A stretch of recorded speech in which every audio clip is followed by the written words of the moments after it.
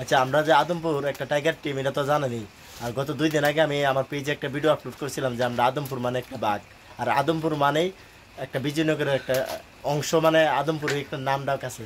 তো আদমপুর ফুলাফান খেলাধুলাতে জিতার কারণে আমরা বিরাট একটা পার্টির আয়োজন করা হয়েছে আজকে রাত্রে। তো আমরা রাত্রেবেলা আমরা এখানে পাই 100 মানুষের একটা পার্টির আয়োজন করা হয়েছে। আমাদের এলাকার যে ইয়াং ছেলেরা আছে, সব ইয়াং ছেলেরা, এই যে মোটামুটি 100 ছেলের মধ্যে আজকে যত রাত্রেবেলা বৃষ্টি পড়তেছে এই জন্য একটা ঘরের ভিতরে করা হইতেছে। আমরা মাঠের মধ্যে করার কথা ছিল, একটা ঘরের ভিতরে আসছি। আইসা এখন বাজে রাত কটারে 10টার উপর বাজে না, 10:30 বাজে, 10:30 বাজে। তো এই পোলাপান দিয়ে অনেক মেহনত করতেছে।